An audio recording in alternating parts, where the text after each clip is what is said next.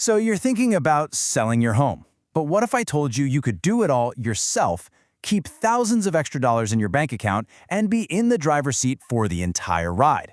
Well, in this explainer, we're going to break down exactly how you can pull that off, step by step.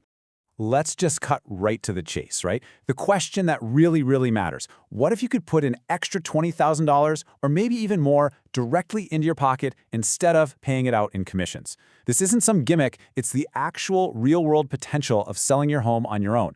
And hey, 20 grand isn't just some number we pulled out of a hat. For a pretty typical $400,000 home, that's easily what you could be paying in realtor commissions. When you sell it yourself, FSBO as they call it, that money, your hard-earned equity, stays right where it belongs, with you. It's a massive financial win. So, how do we get you there? Simple. We've mapped it all out in 4 straightforward stages. First, we'll get into the why. The real perks of doing this yourself. Then, we'll get your house prepped to absolutely wow potential buyers. After that, we'll talk about how to attract the right people. And finally, we will walk you through how to seal the deal. Okay, let's dive into Section 1. Why would you even consider going this route? Honestly, it boils down to 2 huge things: having total, absolute control and keeping way more of your cash. Think about it. When you sell with an agent, you're kind of on their schedule, right? Their process. But with FSBO, you are in complete command. You call the shots on the timeline, you decide when showings happen, and you're the one at the table for every single negotiation. So when you add it all up, the advantage is crystal clear. You get total control, you end up learning your local market like the back of your hand, and the bottom line, the best part, is you keep thousands and thousands of dollars of your own money. All right, now that you know the why, let's get our hands dirty with the how. In Section 2, it's all about the prep work, setting the stage so your home makes an amazing impression the second someone walks through the door. And I mean this literally. You never, ever get a second chance to make a first impression. A super clean, well-kept house just screams quality and care. On the flip side, a bunch of clutter or little things that need fixing, that can plant seeds of doubt in a buyer's mind instantly. Okay, so here's your game plan. It's simple. First, deep clean everything, and I mean everything. Then declutter and take down most of your personal photos and stuff so buyers can actually picture their own lives there. Next, fix those little nagging things, the leaky faucet, the squeaky door, and finally, don't forget the outside. Good curb appeal is your handshake to the world. And this is exactly why all that effort matters so much. That gut feeling, that vibe, it happens in a flash. Putting in a bit of elbow grease and maybe a few bucks up front, trust me, it pays off big time when you get a great offer. Okay, let's talk about what is probably the single most critical decision you will make in this entire process: setting the price. The key here is to take all the emotion out of it. Your price can't be based on your memories or what you think it's worth. It has to be based on cold, hard market data. So how do you actually do that? First, jump on sites like Zillow or Redfin and look for comps. That's what similar homes right in your neighborhood have actually sold for recently. Second, check out who your competition is right now. What are they priced at? And third, you have to be honest with yourself. Adjust the price up for that brand new kitchen, but maybe adjust it down for that roof that's seen better days. All right, your home is prepped, it's sparkling clean, and you've got the perfect price tag on it. Now it's time to shout it from the rooftops. This section is all about marketing your home and handling those showings like a pro to find the perfect buyer. These days, your online listing is your 24/7 open house, and great visuals are everything.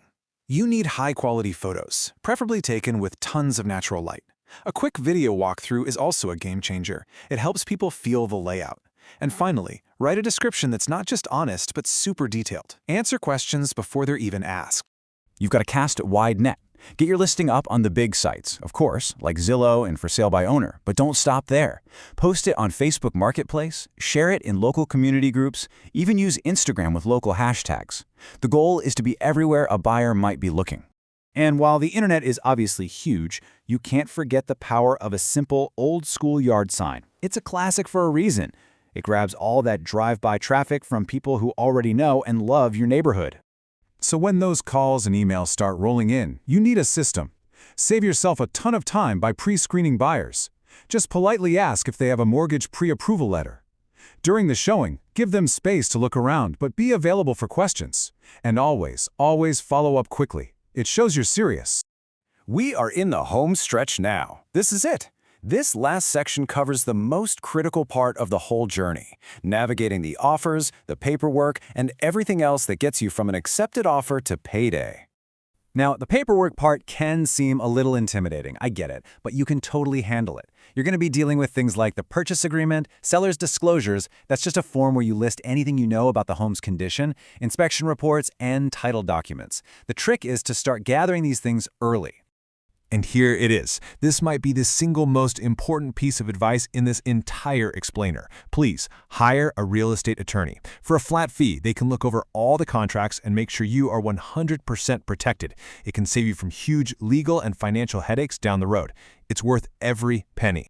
When you're negotiating, this right here is the golden rule.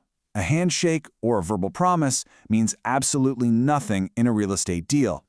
Every single detail, from the price to the closing date to who gets the fancy chandelier, has to be written to be legally binding. No exceptions. So what does that final lap look like? Well, the closing process follows a pretty clear path. You'll work with a title company that handles all the legal transfer stuff. You'll wait for the buyer's loan to get its final sign-off. The buyer will do one last walkthrough, and then it's time to sign the papers, hand over the keys, and celebrate. So, to wrap it all up, here's your quick and dirty checklist for success. Stay organized from day one. Price your home with data, not your heart. Market it everywhere you possibly can. Always be professional, even when it's tough. And last but not least, get some legal help. Look, selling your home yourself is a big project. There's no sugarcoating that. But by following this roadmap, you can absolutely do it. You can take charge of the process, make smart decisions, and keep so much more of your own money. So, really, the only question left is, are you ready to take control?